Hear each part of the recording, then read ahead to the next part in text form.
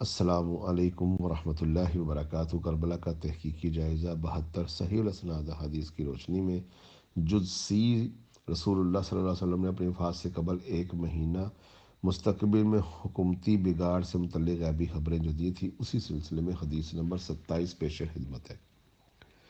سیدنا عبداللہ بن عباس رضی اللہ تعالیٰ عنہ فرماتے ہیں، صحیح مسلم کی حدیث ہے، فتح مکہ کے موقع پر جب ابو سفیان نے اسلام قبول کر لیا تو مسلمان نہ تو حضرت ابو سفیان کی طرف دیکھتے تھے اور نہ ہی اس کی طرف ان کے ساتھ بیٹھتے تھے، کیونکہ ابو سفیان نے اسلام لانے سے پہلے پوری زندگی مسلمانوں سے جنگیں کی اور مسلمانوں کو تکالیف دی تھیں۔ چنانچہ ابو سفیان رسول صلی اللہ علیہ وسلم کی درخواست کی کہ آپ صلی اللہ علیہ وسلم میری 3 باتیں پوری فرما دیں۔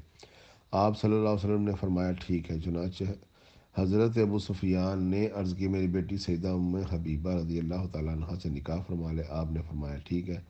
پھر انہوں نے عرض کیا کہ آپ مجھے حکم دیں کہ اب کفار کے ساتھ لڑوں جیسا کہ میں مسلمانوں کے ساتھ لڑتا تھا۔ آپ نے فرمایا ٹھیک ہے۔ پھر عرض کی کہ میرے بیٹے معاویہ کو اپنا کاتب یعنی لکھاری رکھ لیں، خطوط کا کاتب مقرر کر لیں۔ آپ نے فرمایا ٹھیک ہے۔ اس حدیث کے راوی سیدنا ابو زمیل تابعی رحمہ اللہ کا بیان ہے کہ اگر ابو سفیان خود سے رسول اللہ سے یہ درخواست نہ کرتے تو آپ صلی اللہ علیہ وآلہ وسلم کبھی بھی حضرت ابو سفیان کو یہ اعزاز عطا نہ فرماتے، کیونکہ آپ کی عادت مبارکہ تھی جب آپ سے کوئی شے کا متعلق سوال کرتے تو آپ کبھی انکار نہیں فرماتے تھے۔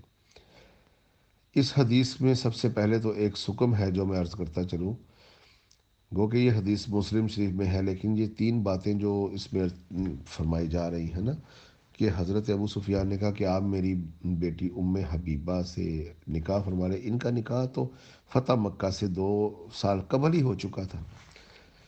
فتح مکہ سے پہلے ہی مدینے میں رہتے ہوئے نبی علیہ الصلوۃ والسلام صلح حدیبیہ سے بھی پہلے ان کے ساتھ نکاح ہو چکا تھا، لہٰذا یہ کس طرح کہیں گے کہ وہ دوبارہ نکاح کروا رہے؟ وہ تو ام حبیبہ رسول اللہ کے گھر میں تھی، آپ کے حرم میں تھی، آپ کی زوجہ ہے، مسلمانوں کی ماں ہے، لہٰذا یہ چیز تو بالکل قابل قبول نہیں۔ اس حدیث میں یہ سکم ہے، لہٰذا یہ حدیث ہی پہلے تو اس میں جو لکھاری بھی رکھے جا رہے ہیں نا، وہ لکھاری بھی جو ہے نا پھر وہ ختم ہو جائیں گے۔ اب اس حدیث کا بیان کرنے والا راوی فرماتا ہے کہ اگر ابو سفیان یہ نہ کہتے، کیونکہ لوگ حقارت سے دیکھتے تھے، لوگ اچھا نہیں سمجھتے، طلیق ابن طلیق ساری زندگی رسول اللہ کے خلاف جنگیں کرتے رہے، رسول اللہ کو برا بھلا کہتے رہے اور پھر اپنی مرضی سے بھی اسلام نہیں لائے، مغلوب ہو گئے، مغلوب ہو کر بھی اسلام نہ لائے۔ جب اللہ تعالیٰ نے کہا کہ اب ان کو یہاں سرزمین حرم سے نکال دو، نہیں تو اسلام لائے، نہیں تو جہاں پائیں گے اس مدت کے بعد ان کو قتل کریں گے، تب یہ لوگ اپنی جانیں بچانے کے لیے یا تو پھر سرزمین مکہ سے نکل جاتے، نکلے بھی نہیں، وہیں رہنا چاہتے تھے، اور رہنے کی صورت یہی تھی کہ وہ اللہ کے نبی کو نبی مانے اور اسلام قبول کر لیں۔ اس کے تحت انہوں نے اسلام قبول کیا۔ اس پر نبی علیہ الصلوۃ والسلام نے ابو سفیان کے کلمہ پڑھنے پر ان کو کوئی گلے سے نہیں لگایا، ان کو کوئی ان کی آؤ بھگت نہیں کی، یہاں یہی کہا کم، کہ وہ جب انہوں نے کہا لا الہ الا اللہ محمد الرسول اللہ تو اللہ کے نبی علیہ الصلوۃ والسلام نے فرمایا اصحب انتم طلقاؤ، بس اٹھو نکلو جاؤ، تمہیں چھوڑا جاتا ہے، تم طلقاؤ، بس تمہیں چھوڑا جاتا ہے۔ اللہ کے نبی نے بس انہیں معاف کر دیا تھا، بس اسی وجہ سے لوگ اسے اچھا بھی نہیں سمجھتے تھے۔ اس نے کہا کہ معاویہ کو اپنا لکھاری رکھ لے۔ آپ اکثر خطوط وغیرہ لکھوایا کرتے تھے ادھر ادھر قبائل کو، تو اس کے لیے یہ آپ کے لیے کام کرے گا، تو لوگوں کی طرف بھی رغبت ہوگی کہ آپ کا ایک لکھاری ہے، منشی جسے کہا جاتا ہے۔ تو اللہ کے نبی کی عادت تھی کہ آپ عادت شریفہ کے مطابق انکار نہیں فرماتے تھے، تو مؤلفت القلوب کے تحت آپ نے اس کی بات مان لی، اور اس بات میں بھی سکم ہے۔ ایک تو وہ ایک لکھاری تھا، اس میں بھی سکم، دوسرا وہ کاتب وحی نہیں تھا، وہ تو وحی تو ویسے ہی آلموسٹ کمپلیٹ ہو چکی ہے، اور یہ لوگ جو کاتب وحی کی رٹ لگائے پھرتے ہیں، ایک تو وہ لکھاری ہے اور اوپر سے وہ حدیث میں بھی بہترین سکم مل جاتا ہے، لہٰذا یہ حدیث ہی نہ ماننے کے قابل ہے کہ معاویہ لکھاری بھی تھا۔ لہٰذا دوسری حدیث ہم پڑھتے ہیں، اسی ذیل میں آتی ہے۔ سیدنا عبداللہ بن عباس بیان فرماتے ہیں کہ میں بچوں کے ساتھ کھیل رہا تھا۔ یہ حدیث غور سے سنیے، یہ آپ کو پتہ چل جائے گا اللہ کے نبی نے اس کے لیے کیا کیا۔ تو آپ بچوں میں کھیل رہے تھے، نبی علیہ الصلوۃ والسلام کسی شے سے متعلق سوال کرتے تو آپ بیان فرماتے ہیں کہ میں بچوں کے ساتھ کھیل رہا تھا کہ رسول اللہ صلی اللہ علیہ وسلم تشریف لائے اور میں دروازے کے پیچھے چھپ گیا کہ آپ نے آ کر پیار سے میری گدی پر ہلکی سی ضرب لگائی، یعنی کہ گردن پر پیار لگایا، اور فرمایا جاؤ اور معاویہ کو میرے لیے بلا لاؤ۔ سیدنا عبداللہ بن عباس فرماتے ہیں کہ میں گیا اور واپس آ کر بیان کیا کہ وہ کھانا کھا رہے ہیں۔ آپ نے فرمایا کچھ دیر کے بعد پھر جاؤ جاؤ معاویہ کو میرے پاس بلا کر لاؤ۔ پھر میں گیا اور آ کر بتایا کہ وہ کھانا کھا رہے ہیں، تو آپ صلی اللہ علیہ وسلم نے فرمایا اس اللہ اس معاویہ کا پیٹ نہ بھرے۔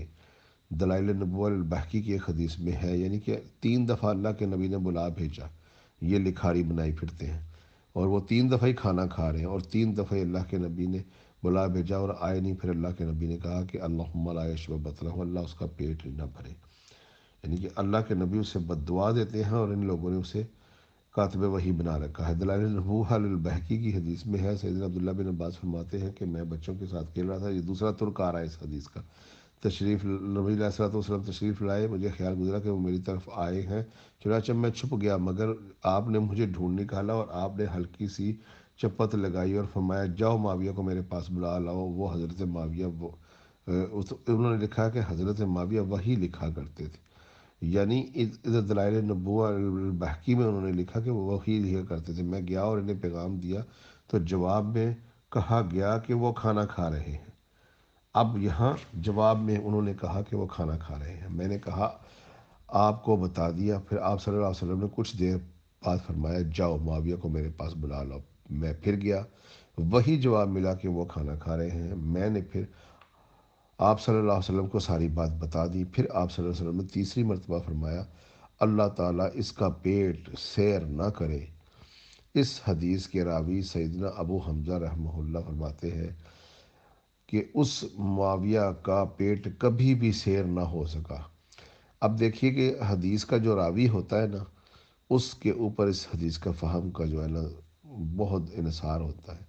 راوی بھی کہتا ہے پھر اس کے بعد میرے معاویہ کا پیٹ نہ بھر سکا۔ امام باقی رحمہ اللہ اس حدیث کے ساتھ لکھتے ہیں راوی سیدنا ابو حمزہ رحمہ اللہ کے یہ الفاظ اس بات کی دلیل ہے کہ رسول اللہ کی حضرت معاویہ سے متعلق کی ہوئی دعا قبول ہوئی، یعنی کہ نبی علیہ الصلوۃ والسلام کسی کو بد دعا دیتے ہیں یا دعا دیتے ہیں وہ قبول ہوتی ہے، اور اس کی زندگی میں نظر آتی ہے کہ قبول ہوئی۔ اب دلائل نبوہ البحقی میں انہوں نے لکھا کہ وہ وہی لکھا کرتے تھے، لیکن اللہ کے نبی نے بلا بھیجا تو وہ آئے ہی نہیں، اور اللہ کے نبی بد دعا دے رہے ہیں۔ راوی کہتا ہے پھر اس کا پیٹ کبھی نہیں بڑھا، اور اس بات کی دلیل ہے اس پر جو ہے نا امام بحقی خود کہتے ہیں، یعنی کہ جو محدث حدیث لکھ رہا ہے اس کا فہم، راوی جس کو لے رہا ہے اس کا فہم۔ تو اب اس حدیث میں کوئی آج کا دیوبندی وابی اس کا فہم نکالے کہ جی وہ جو دعا بن گئی معاذ اللہ، یعنی اللہ کے نبی کو نہیں پتہ، اللہ کے نبی جسے بد دعا دے، اللہ کو نبی کو نہیں پتہ یہ بد دعا کے قابل نہیں ہے تو اس کو دعا بنا رہے ہیں۔ اللہ تعالیٰ ان کا محاسبہ کرے۔ رسول اللہ صلی اللہ علیہ وآلہ وسلم کی متفقہ علیہ۔ اب یہ مسلم شریف کے میں 2 ترک آئے، تیسرا ترک دلائل نبوہ البحقی کا آیا، اسناد اس کی بالکل ٹھیک ہے۔ اس کی اسناد کے اوپر شرقاً غرباً دیوبندی بریلوی سب نے کہا کہ اسناد ہو صحیح ہے۔ اسی طرح علم حدیث برباد ہوتا ہے کہ جب ان کے جو ہے نا پسندیدہ لوگوں کے بارے میں کوئی ایسی حدیث آ جائے تو اس کو نہ مانا جائے اور ان کے راویوں کو ضعیف کیا جائے، اور وہی راوی اگلی حدیث میں ان کے پورے مسلک کو کھڑا کرنے میں پیش ہوتے ہیں۔ لہٰذا معاویہ بن سفیان کا کاتب وحی ہونا غلط، کاتب ہونا بھی غلط۔ ایون اللہ کے نبی جب کسی کام کے لیے 3 دفعہ بلا رہے ہیں وہ آتے نہیں ہیں، اللہ کے نبی بد دعا دیتے ہیں۔ ایک بد دعا زدہ شخصیت کو اس طرح اوپر لے کر آتے ہیں، پھر ان کے کارنامے آگے چل کر ہم آپ کو بتائیں گے کہ انہوں نے کیا کیا مزید ایسے حرام کام کیے جو کہ اسلام میں بالکل ناجائز ہے۔ قتل نہ حق، مالوں کو لوٹنا، دین کو برباد کرنا، خلافت کو ملوکیت میں بدلنا، ملوکیت کو کیسیت میں بدلنا، اور حضرت علی پر ممبروں پر لعنت ڈالنے کی رسم بد شروع کروانا، ایسے ان کے اعمال ہیں کہ ان میں سے ایک کام بھی وہ کر جاتے تو ان کی بربادی کے لیے کافی تھا، انہوں نے 3 اکٹھے ہی کر ڈالے۔ اللہ تعالیٰ ان کا پیٹ نہ بھرے۔ السلام علیکم ورحمۃ اللہ۔ السلام علیکم ورحمۃ اللہ وبرکاتہ۔ حدیث نمبر 27 کے ہی ذیل میں مزید ایک نوٹ ملاحظہ کیجیے۔ امام ابن حجر اسقلانی رحمہ اللہ المتوفیٰ 852 ہجری لکھتے ہیں کہ امام بخاری رحمہ اللہ نے یہاں صحیح بخاری میں حضرت معاویہ سے متعلق باب کا عنوان میں صرف لفظ ذکر معاویہ بیان کیا اور فضیلت یا منقبت جیسے الفاظ کا ذکر نہیں کیا، کیونکہ اس حدیث سے کوئی فضیلت معلوم نہیں ہوتی۔ البتہ سیدنا عبداللہ بن عباس کا حضرت معاویہ کے لیے فقیہ اور صحابیت کا بیان ہی بطور فضیلت کافی ہے۔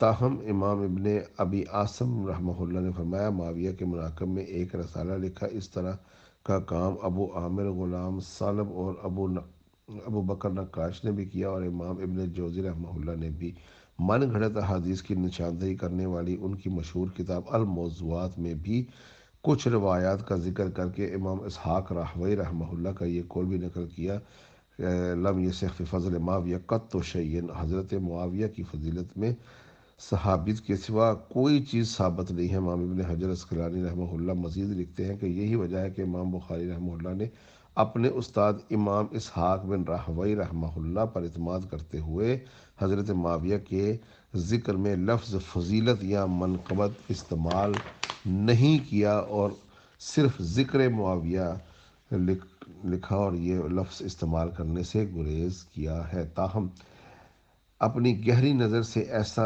استنباط فرمایا، یعنی حضرت معاویہ کو صحابی ثابت کیا، جس سے روافظ کو سرکوبی ہو گئی، اور امام نسائی رحمہ اللہ کا واقعہ اس بارے میں مشہور ہے کہ انہوں نے اپنے استاد امام اسحاق راہوی رحمہ اللہ کے قول پر اعتماد کیا اور اپنی مشہور کتاب فضائل صحابہ میں کوئی حدیث حضرت معاویہ کی فضیلت سے متعلق نہیں جمع فرمائی۔ اور پھر امام حاکم رحمہ اللہ کا قصہ بھی اسی طرح ہے۔ امام ابن جوزی رحمہ اللہ نے عبداللہ بن احمد سے ان کے والد امام احمد بن حنبل رحمہ اللہ کا مکالمہ ذکر فرمایا، اور انہوں نے اپنے والد امام احمد بن حنبل سے پوچھا، سیدنا علی بن ابی طالب اور حضرت معاویہ کے اختلافات سے متعلق آپ کی کیا رائے ہے؟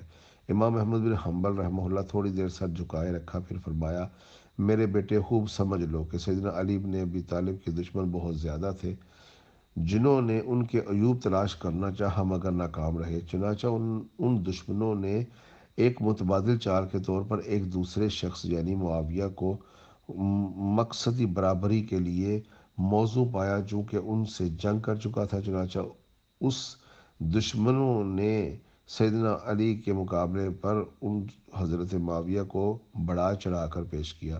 امام ابن حجر اسقلانی رحمہ اللہ لکھتے ہیں کہ امام احمد بن حنبل کے اس جواب میں اشارہ ہے کہ کچھ لوگ معاویہ کے لیے بے بنیاد فضائل گھڑ لیتے جن کی کوئی اصلیت نہیں۔ یہ حقیقت ہے کہ حضرت معاویہ کے لیے روایت فضیلت تو بہت سی آئی ہیں، مگر ان احادیث میں سے کوئی بھی اصول محدثین پر اسنادی حیثیت سے نہیں ہے۔